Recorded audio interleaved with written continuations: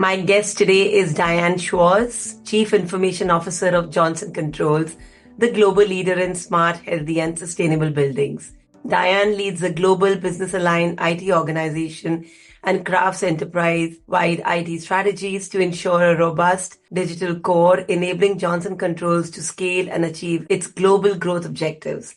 Diane graduated with a bachelor's degree in mechanical engineering from University of Notre Dame and then earned an MBA at the University of Chicago Booth School of Business. She serves on the boards of Empowering Veterans and Undeserved Young Adults with Digital Careers and T200, championing the advancement of women in technology. Without further ado, let's dive into my conversation with Diane. Hi, Diane. Welcome to Atlanta Diaries. Thank you for having me. That's such a formal intro. I think if I were to say it, I am a female leader in tech who lives life to their fullest. And maybe that's a great place to start. So why don't you share with us probably some life mantra or philosophy which has guided you thus far? Well, a short version is to say, work hard, play harder. I'll go back to being raised in the Midwest. I think I had a very strong work ethic and show up to work and lead in that way all the time. But I've just always had this zest for everything, whether it's learning, if it's life, if it's work, if it's family. If I am sitting idle, then I'm bored. And all I want to do is get out and experience more. And the more I see of our great world and the more wonderful people I meet, so it's just maybe more. It should be part of my coda. Actually, when I hear zest and meet more people, I'm sort of intrigued to explore how did IT become your North Star? Yeah, it was not intentional. So, first of all, when I was raised, IT wasn't a thing. Technology wasn't a thing. I mean, I did like to tinker with electronics, and my father would buy me kits where you could build a radio and things like that. So I'd say I enjoyed technology.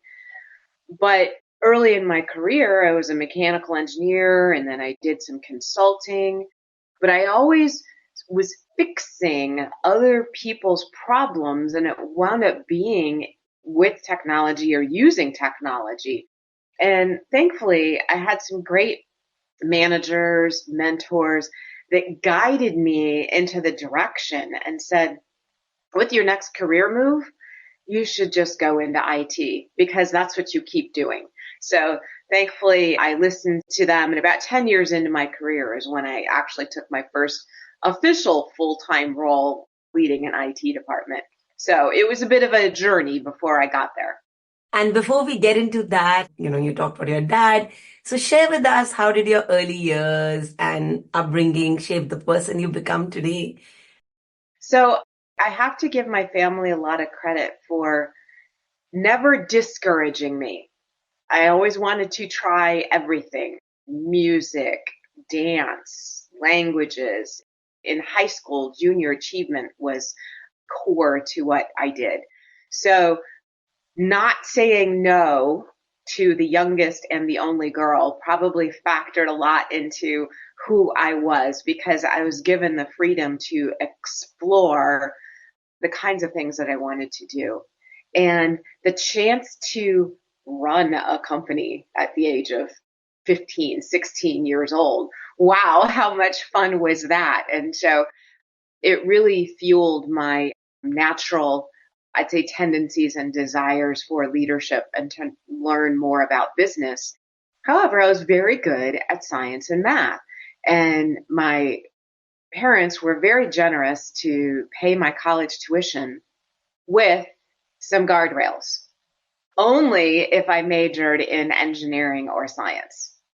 Really, if I had my choice, I would have majored in liberal arts or business because that's what fuels my soul. But I was much more about getting my tuition paid for and complying with that, thus the engineering degree. But I then added in that the English degree. I needed to study something which made me happy. So the fact that I could have this, multi-layered experience and not have a single track was probably a theme throughout all of my life. So logical brain, creative brain, everything developing at the same time. Yeah. So, Diane, to give perspective to the listeners, can you share maybe just the headlines of your, career journey thus far? I'm going to make it a long headline, but not. Yes, of course. Okay. First job out of college was leading a startup company.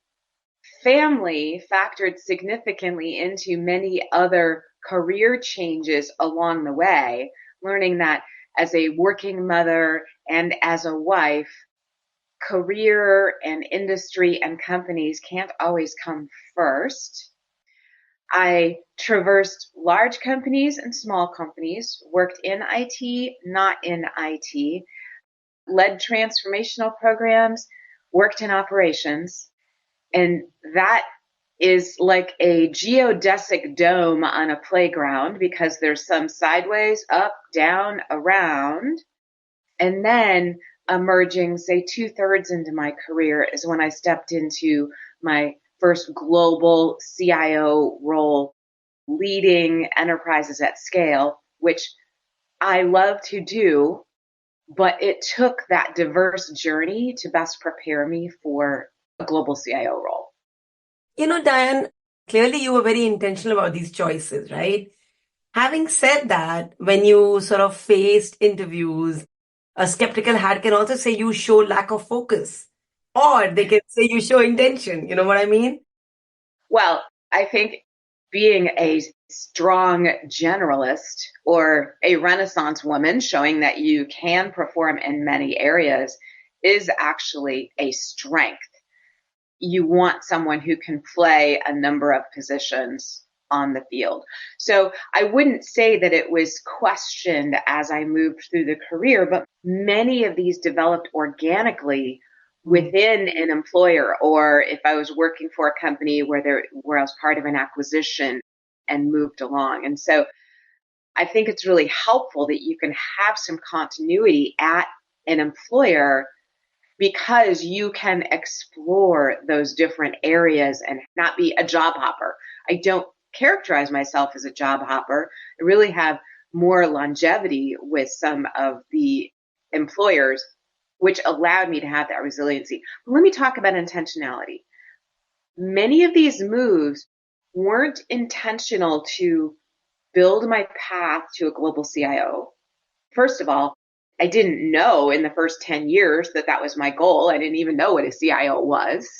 Most of my intentionality, and certainly in the first half, if not the first 2/3 of my career, were focused on family. I couldn't travel full time as a young mother back in the day. Now it's much easier. I took another role because at the time, my husband and I were raising our family in Southern California. And I found that very stressful. And I couldn't see forward on how I was going to sustainably raise a family and have the financial wherewithal to invest in my family living in someplace as expensive as Southern California. There was another job move where, well, my husband moved for me on that one, and he wasn't fulfilled in his career. So he then took a job, another location. And so I then followed him. And later on, I was laid off from a role. And this was during 2001, the big crash. So I took a role that required, again, a high degree of travel because I needed continuity of financial stability in my family. But I was gone all the time. A few years later, I really needed a role that kept me closer to home because one of my children needed more care and attention.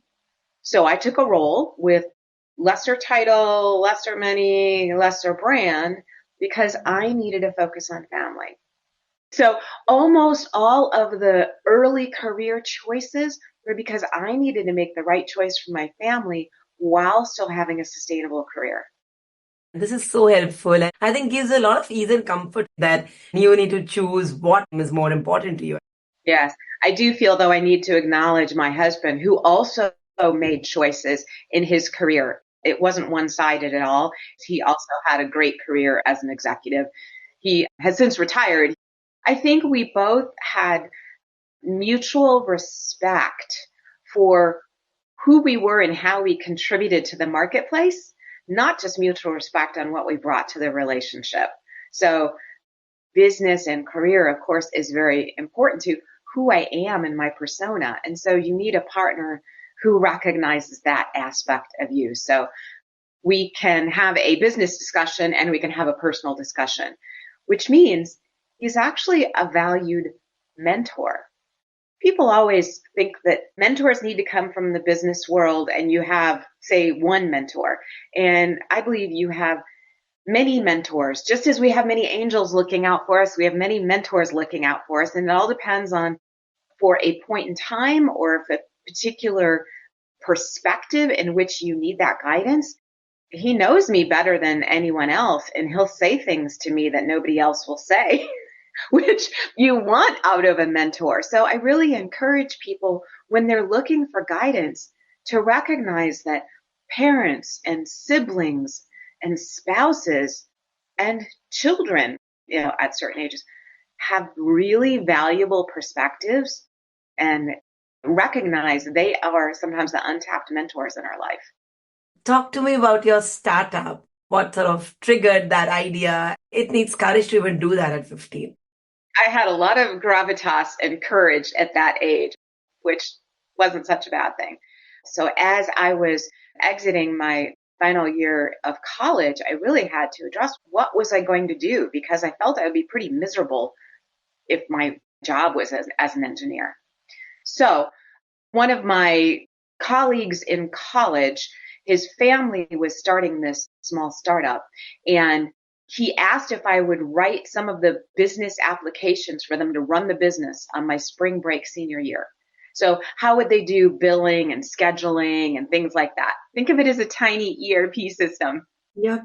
So on my spring break of senior year in college, yes, I'm a geek. I went, and not for any pay, but out of the goodness of my heart, I went and wrote the business applications for this startup business.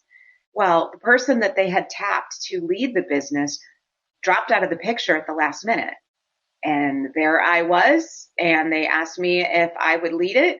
I have to think they were just as crazy as I was to consider a fresh college grad with not a lot of experience, but a lot of gravitas to lead it. So I stepped in and did, and it was successful.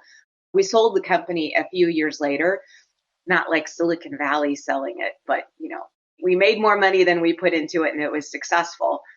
I had met my husband and moved to another area and had to get on with my career. But what I learned is startups are not really congruent with my risk tolerance. And I learned that I perform much better in, I'll call it, a more traditional corporate environment where you have some backstops. I have peers that I can rely on for finance and peers that I can rely on for HR. So I sleep much better at night knowing that I'm not responsible for payroll and cash flow. So those were very important lessons. I'm so glad I had the opportunity to learn them at that point in my career, as opposed to if I had taken a diversion later on in my career when my family was dependent on me for financial stability. That would have been a much more difficult lesson. So it allowed you to sort of strike off those things that you don't want to do ever, and you know that it's not your territory. Shifting gears, share with us some of the challenges you faced, given that to some extent, I think your role is fairly male dominated. Can you sort of reflect on any stories or anecdotes where you faced a challenge and then how did you navigate it? Yeah, I don't think that the gender differences ever stopped me. Certainly was I aware, even in engineering when, we were 3 women in a class of 30. Certainly you notice it, but I didn't let it stop me. And yes, I worked in male-dominated industries. I was in the aerospace and defense industry. I'm in building solutions. But I am a capable professional, and I am a human. So I show up in that way and don't self-impose limits of gender on myself. Now, you do have to learn how to flex on how to make the men maybe more comfortable. So yeah, I'm not going to go golfing with them, but I'll go driving fast cars with them or go, to concerts or, whatever. So you just have to find different ways to make the others comfortable with who you are in the room from a performance perspective. So one of the companies that I was at, I was on the sidelines that my boss hadn't designed for me to lead one of these transformation projects, but I knew I was the most qualified. I had recently joined the company. I had lots of SAP experience, and I could see those around me that had been at that company for 10, 15 years and didn't have the outside experiences that was really going to be additive to moving this project. So I worked with my boss and influenced him over a number of weeks to show how I was going to make him more successful, how I was going to make the project more successful, not just because of my experience, but I brought ideas of things that I was going to add to the project or where I thought they could do better. So many times you have people that come to you and they say, I want the title of director, or I want a promotion, or I want to move into this area. And it's I said, make others successful. So sure, it was better for me, but it was what I was going to do so that this CIO wouldn't take a fall for a project that wasn't going to happen, right? It was a risky project. So if you think about how you're going to make your CEO successful, how you're going to make your team successful, it comes back and it starts to reflect on you. And he eventually did put me into the number 2 role. I was the technical leader, not the business leader, but I used that same approach for that business leader because he was a bit, maybe not territorial is the right word, but there was a particular way that he wanted to run the project that actually wasn't very culturally congruent, and I didn't think it was going to be successful. But I was able to demonstrate to him with the constructs and the methodologies and the operational cadences that I was putting in that I could take a lot of risk and time off of his plate so he could focus on solving tough business problems. Like, let me solve all of the technology problems for you. You go solve the business problems, which you love to do. So I'm freeing you up to go do that. So again, make others successful, and then it creates room for you to have your own success. Such a wonderful perspective. You early on said that first you had a lot of courage and gravitas, and and then you talked about humility. So how did you evolve your leadership style? So the first 10 years when I was working technology projects, let's just call me shadow IT, right? I was leading SAP initiatives. I was doing data warehouses, but I wasn't in IT. And I thought all of the fixes looked really simple from my perspective. Sure. I was one of those folks that had the server on their desk that you wouldn't tell IT about. Okay. I was that person. So when I took my first true IT role, it was director of IT for a $200 million company. So I later had them change it to the title of CIO because I was the head of it. But day one, I have a data center. I have Exchange servers. I have a telephone switch. What the heck did I know about any of that? I knew zero about that. I had to surround myself and trust and rely on technical experts. Now, I wound up learning a little bit about networking and switches and how things work. You have to learn just enough to be able to lead it. You need that BS detector to be tuned. But I was never, ever, ever going to be a network engineer or an exchange administrator. So I had to recognize that there were people who were technical experts that I needed to believe in and know and trust and make successful. So that, I think, was the big moment of humility in my career that said, oh, I really don't know it all. Mm. And that opened the door to really recognizing more of the strengths of the people that I need to surround me.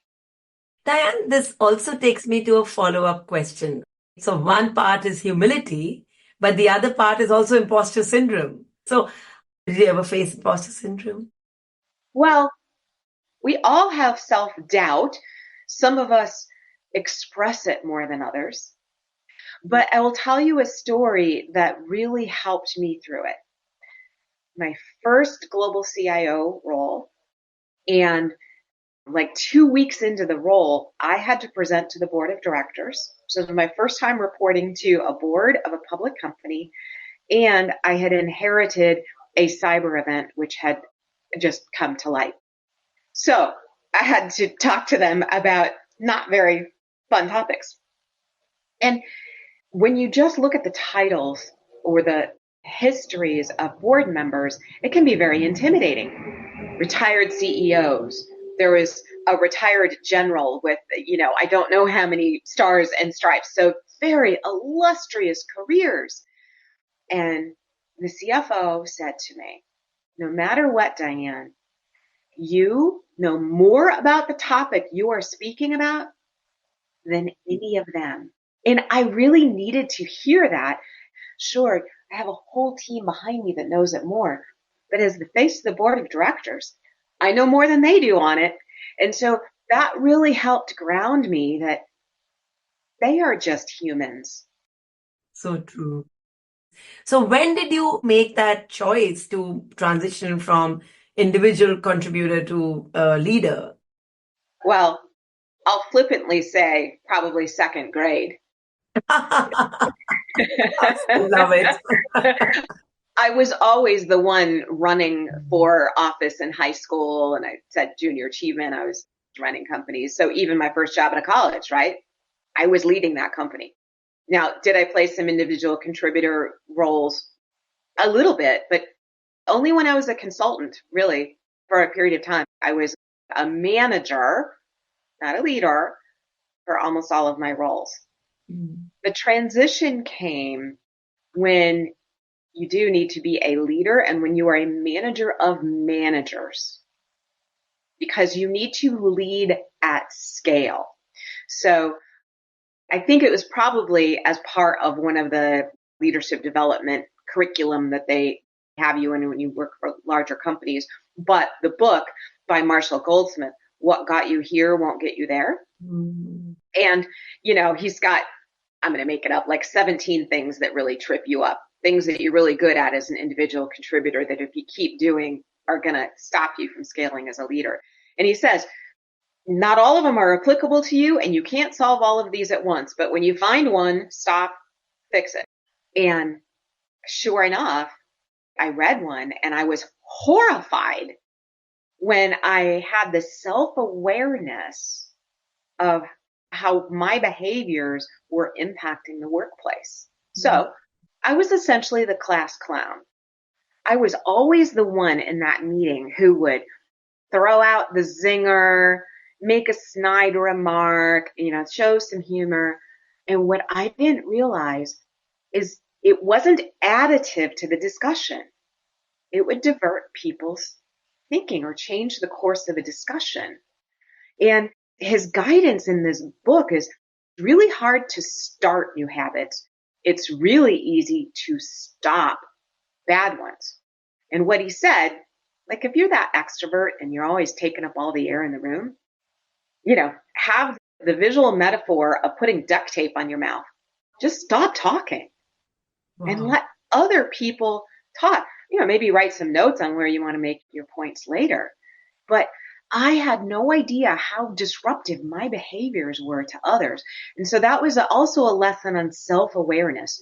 We need self-awareness to become better as humans, as parents, as mothers, as professionals. So yeah, I can't say there's a lot of books that were impactful to me, but that chapter made a huge difference in my leadership style.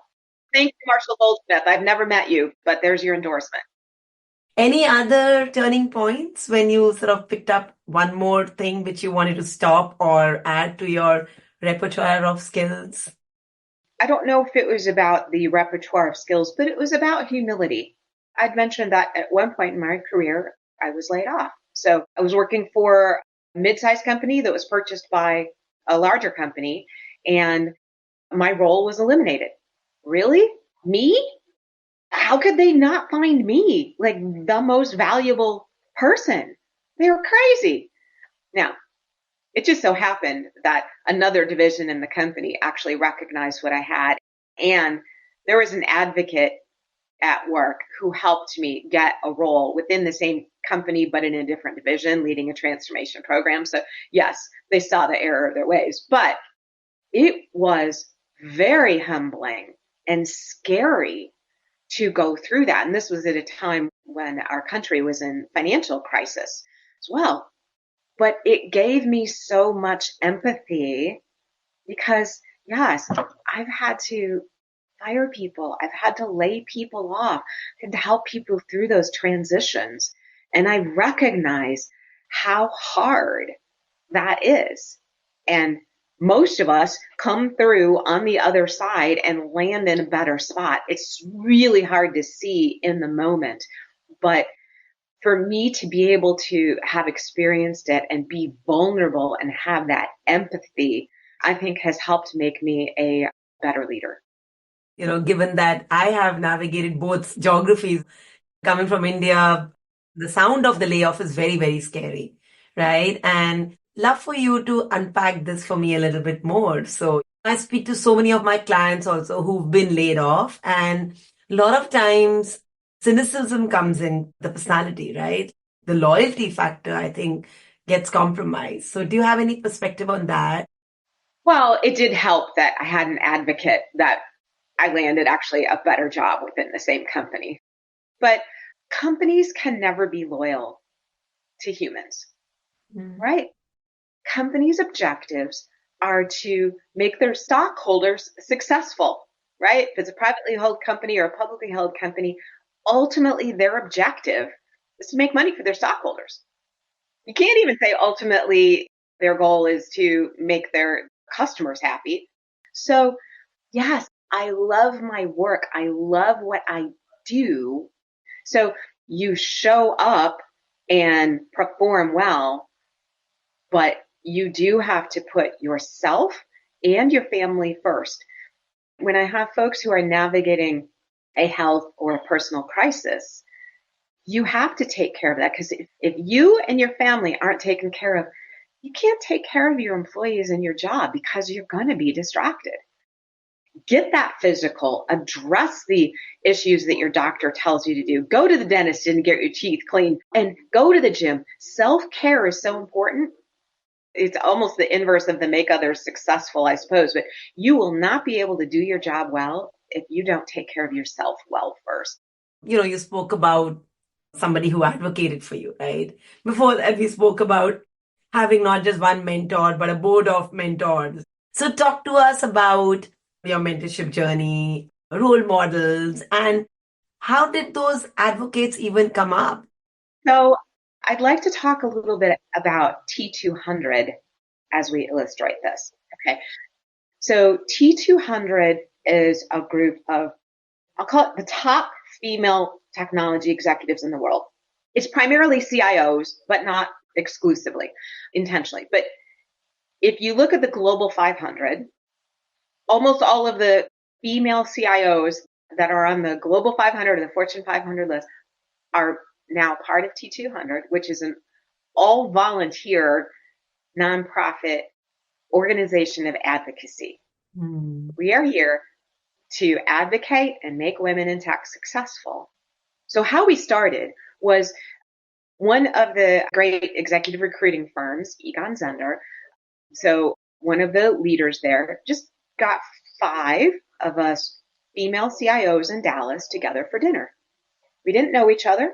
He had no overt objective for dinner other than to introduce us. And we realized that among the 5 of us, our companies were $100 billion in revenue. And we were the top leaders of technology for that.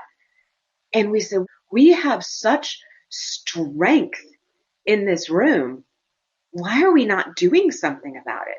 So we just agreed that we were going to bond together and we were going to invite others to be part of us. And it started as really just a WhatsApp group. And then it grew and it transformed. And we have about 250 of us at that level. And now we have the next cohort. If you think of business unit, division CIOs, we have a few hundred in that level of the cohort. But we have a private collaboration channel where I can ask really any female CIO of a top organization in the world and say, I need help with a board pitch. I'd like insights on a supplier. Who has solved this problem before? And we help each other. We advocate for each other.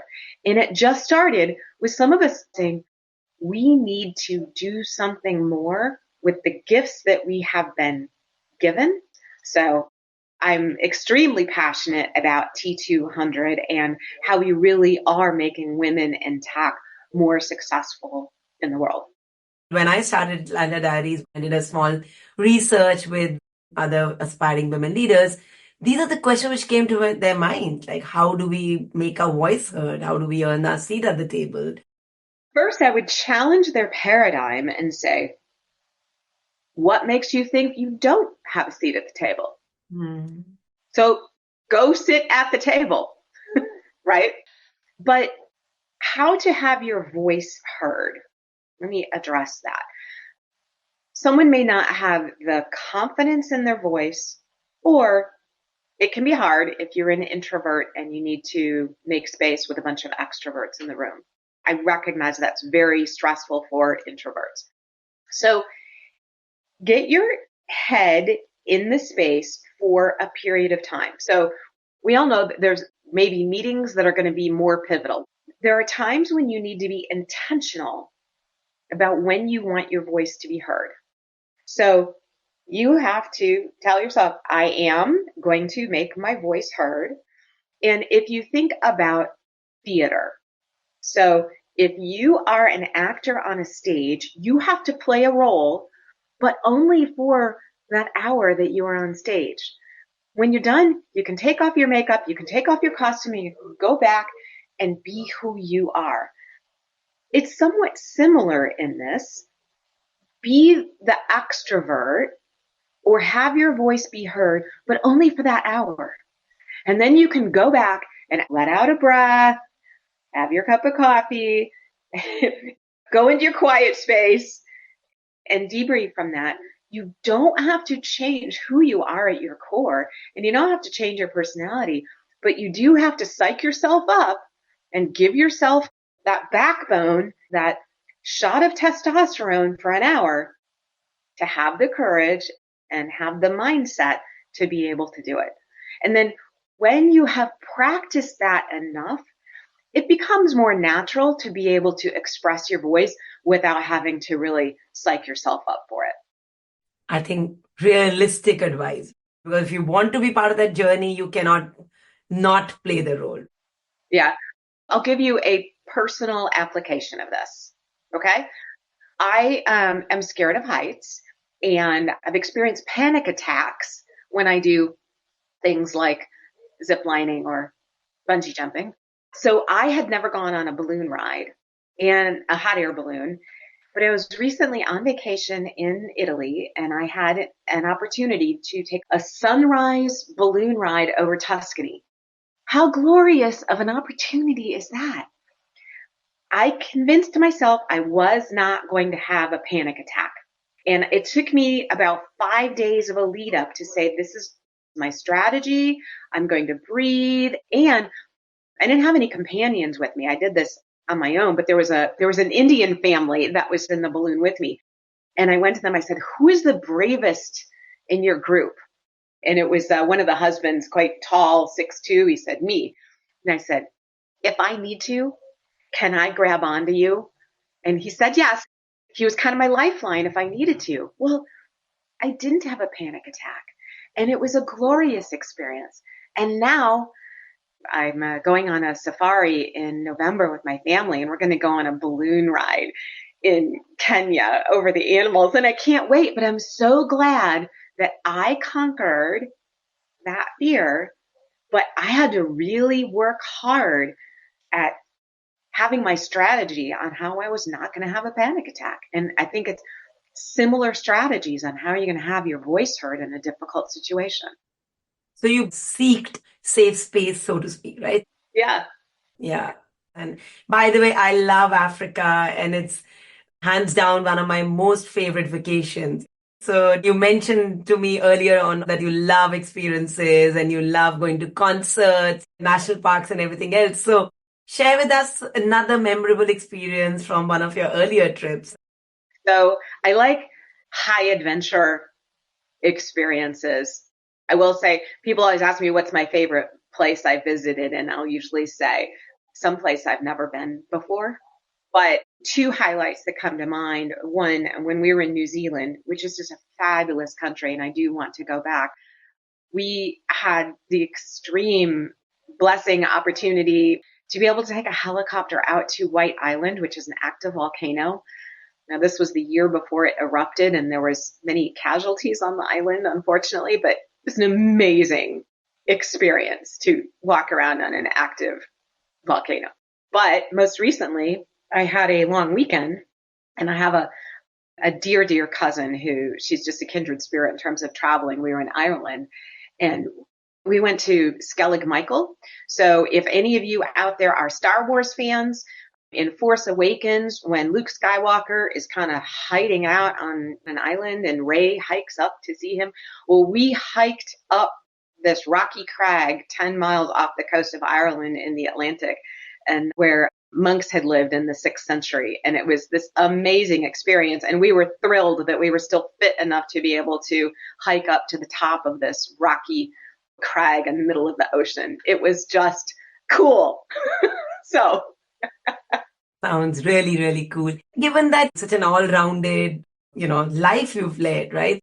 How did you balance both, your personal journey and your professional journey? Like, talk to us about that. Okay. It's a teeter-totter, right?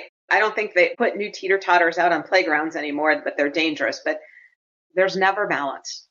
Something's always unbalanced. Last year for me, personally and at work, was extremely challenging. And I didn't get much time off, physically, mentally, emotionally. So this year, I'm making sure that I can focus on my mental and physical wellness. So same when you are raising children, right? There's times when you need to focus more on the time that you have for them than maybe you have for yourself. It's unbalanced. You just need to make sure that over long periods of time, you work in that balance. This has been lovely, but I guess we'll have to pause here today to bring you back again. What advice would you like to give to your younger self? So I like to rephrase an African proverb. She who wants to go fast goes alone. She who wants to go far goes together. I, too early in my journey, said, I can do this by myself. And we talked a lot about me recognizing others in the room and getting help from others. I could have gone far earlier on in my journey had I recognized more the help that others can bring me in this journey. Don't do it yourself. We don't have to prove what we can do ourselves to anybody. It is about what we as a community can do, not what I as a person can do. Spoke like a true leader, Diane. You made it totally worth waking up so early and getting started with Atlanta Diaries. So thank you very much. Thank you. My pleasure. Thanks for listening. If you enjoyed the episode, do hang on for just one more minute. I have a request for you. If you haven't already, please subscribe to Atlanta Diaries on Spotify, iTunes, or whichever platform you follow. Do join us in our mission to empower and inspire by sharing the podcast with a friend or colleague. It will be great if you can share on the social media platforms you follow, be it LinkedIn, Facebook, Twitter, or any other. Please leave a review or rating on iTunes or Spotify. It really helps us reach a wider audience. Lastly, I wanted to share with you that many of my coaching clients and listeners have created a cheat sheet with their key takeaways from the episodes. I invite you to consider jotting down one or two key takeaways as you navigate your amazing journey. Have a wonderful rest of the day and see you next week for another inspiring journey on Atlanta Diaries.